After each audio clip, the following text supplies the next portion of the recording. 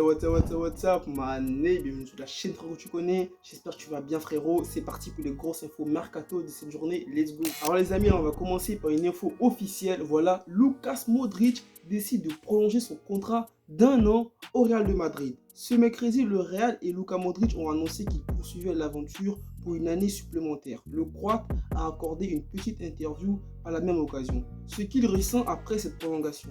Je suis très heureux, c'est ce que je voulais. Je me sens fier de continuer à porter ce maillot, je suis très enthousiaste et je me sens bien physiquement pour rester compétitif au plus haut niveau. Je voulais continuer au Real, je l'ai dit depuis longtemps. C'est mon club et je ne pense qu'à continuer ici dans ma tête. C'est le meilleur club du monde, un club spécial avec une histoire incroyable et des millions de fans à travers le monde. Il n'y a rien de plus grand que le Real, alors c'est une fierté. Lucas Modric qui vient de remporter la Champions League avec le Real, je crois que c'est sa 5e Champions League, il était là à celle de 2014 jusqu'à maintenant. Et Lucas Modric les gars, on voit très bien, le mec il a toujours le niveau en Champions League, voilà il a sorti des gros matchs. Je ne sais plus si c'était contre City ou contre Chelsea ou encore le PSG où il a fait sa passe extérieure et tout là qui était magnifique pour Rodrigo. Mais bon les gars, Lucas Modric il prolonge, je pense que le Real va encore compter sur lui, qui va encore être titulaire au niveau du Real, qu'on aura toujours la saison prochaine, je pense pour moi, en tant que titulaire, Casemiro, Kroos, Modric. Mais après, à voir si l'arrivée de Aurélien Tchouaméni, si Tchouaméni va se faire une place dans ce milieu de terrain, je pense que ça va être compliqué les gars, parce que lorsque tu arrives au Real, il y a une hiérarchie à respecter, donc à voir si Tchouaméni pourra se faire une place vu que Modric il prolonge. Ça va être compliqué, ou est-ce que ça va être un peu comme Kamavinga? Mais après, le mec, il va arriver pour 100 millions d'euros. Est-ce qu'un joueur arrive pour 100 millions d'euros dans un club pour être remplaçant? On verra les gars. Mais en tout cas, Modric qui prolonge au Real. Moi, je pense que pour le Real, voilà. Le mec, il a encore des bons restes. Il a encore pour moi une ou encore 2 saisons au niveau. Mais je pense que le fait que Modric il prolonge encore au Real, c'est une bonne chose pour le Real les gars. Et on va passer les gars à la deuxième info officielle du jour. Alexandre Lacazette est de retour les gars à la maison. Il est de retour dans le 6-9, dans le Rhône les gars. Alexandre Lacazette et l'Olympique Lyonnais, l'histoire va donc repartir de plus belle.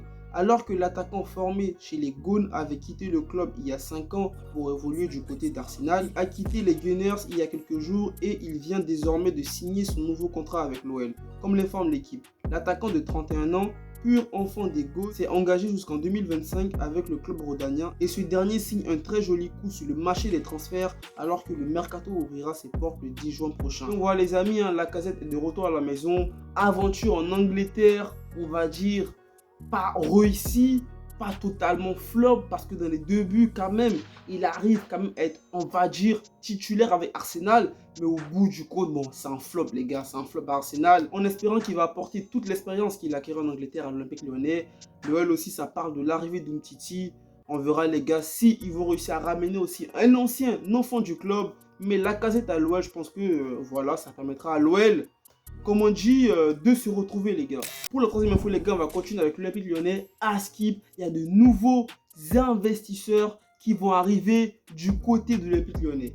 Selon l'équipe, l'homme d'affaires américain Foster Gillett va racheter une grande partie des actions de l'OL, qui en fera le seul maître à bord. Il va dépenser au total 600 millions d'euros, dont 100 millions pour renforcer l'équipe dès l'intersaison. Franchement les gars, si l'OL a un nouveau proprio, ça fera plaisir les gars, parce que l'OL, tu connais, de 2000 à 2007, ils ont remporté, ou 2008, je sais plus, ils ont remporté tous les titres de Ligue 1.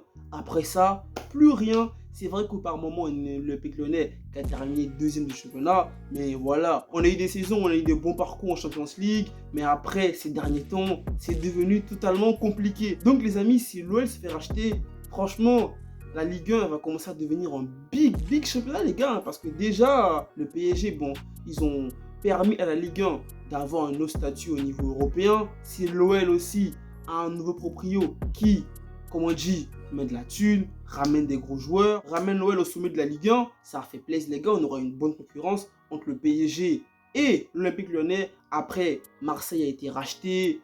Bon, voilà quoi, on a tous été hypés par l'achat de Marseille, qu'on a dit ouais, les Américains arrivent à Marseille. Aujourd'hui, bah rien les gars. Monaco, par moment, dès les débuts, quand ils sont remontés en Ligue 1, ils avaient des gros joueurs comme Falcao et tout ça. Mais après, bon, voilà, c'est parti en couille. Donc, on espère, les gars, si l'OL se fait racheter, qu'on aura une bonne concurrence entre l'OL et le PSG qui va durer quand même assez longtemps. Et on va poursuivre avec l'un des dossiers les plus chauds de ce mercato, les gars, Sadio Mané. Liverpool a encore refusé une offre de transfert venant du Bayern pour Sadio Mané. Après avoir formulé une première proposition, 25 millions d'euros plus 5 millions de bonus pour Sadio Mané, le Bayern Munich est revenu à la charge avec cette fois-ci un chèque de 35 millions d'euros qui a atterri sur les bureaux de Liverpool. Mais selon Sky Sport, le vice-champion d'Angleterre a repoussé cette deuxième approche et attend 50 millions d'euros pour lâcher son ailier sénégalais sous contrat jusqu'en 2023. Bon, très mauvaise nouvelle pour le Bayern. Le Bayern, ils savent que Lewandowski est en partance du club. Ils veulent se renforcer avec un joueur du top 10 ou même du top 3 mondial, Sadio Mané. Mais voilà, Liverpool fait obstacle. Mais au moins, on a une bonne nouvelle, on connaît le prix de Sadio Mané. Ils ont dit qu'ils réclamaient 50 millions d'euros au Bayern Munich. Bon les amis, après, le Bayern, bon, ces dernières années, ils n'ont pas recruté de gros joueurs. Et le Bayern n'est pas une équipe qui recrute des joueurs avec des prix exorbitants de malade, quoi. Le Bayern n'est pas un club qui est connu pour ça. Donc je pense que quand même, avec tous les titres de Bundesliga qu'ils ont remportés, je pense que dans les caisses du Bayern, ils ont l'argent pour. Mais après, une question, c'est Sadio Mané, il est en fin de contrat l'année prochaine avec Liverpool. C'est pour ça que le Bayern veut quand même avoir Sadio Mané pour un prix assez raisonnable. Sadio Mané aussi, c'est un joueur qui n'est pas du tout jeune. Bon, le Bayern, s'il prend Sadio Mané, c'est pour une durée, je pense, on va dire de 4 ans ou 3 ans. Donc, mettre 50 millions pour Sadio Mané pour le Bayern, ça se comprend que ce soit un peu difficile. Mais après, les gars, Sadio Mané, c'est le joueur qui sera deuxième au Ballon d'Or cette année. Donc, 50 millions, Liverpool, il les demande. Moi, je pense que si le Bayern, ils vendent Lewandowski, avec l'argent qu'ils vont tirer pour la vente de Lewandowski, je pense que quand même, voilà, les 50 millions pour Sadio Mané, les gars, ça se fait quand même. Sadio Mané, les gars, Sadio Mané, frère, Sadio Mané. Et les amis, on va terminer avec Liverpool. En cas de départ de Sadio Mané, Liverpool s'est intéressé à un crack du football, un génie, qui ne fait pas parler beaucoup de lui au niveau des stats, mais lorsque tu Darwin Núñez sur YouTube, tu tombes sur des vidéos d'un gars, tu as l'impression c'est un phénomène du football. Après, voilà, les vidéos YouTube aussi, lorsque tu mets le nom d'un joueur, c'est normal qu'ils te sortent des vidéos masterclass. Mais les amis, Liverpool mise tout sur Darwin Núñez. Les Reds auraient fait une nouvelle offre au Benfica Lisbonne pour l'attaquant uruguayen. Liverpool est revenu à la charge avec une nouvelle offre pour obtenir le transfert de Darwin Núñez. Selon le journaliste italien Fabrizio Romano, celle-ci sera d'un montant de 80 millions d'euros plus divers bonus pouvant aller jusqu'à 20 millions d'euros. Donc là les amis, on parle d'un transfert de 100 millions d'euros. Ça se comprend aussi que Liverpool demande au Bayern 54 millions d'euros en cas de départ de Sadio Mané pour pouvoir réinvestir cet argent-là pour récupérer Darwin Núñez, les gars. Est-ce que Darwin Núñez, les gars, il les vaut? Bon, après, le mec avec Benfica, ils sont arrivés en quart de finale de la Champions League.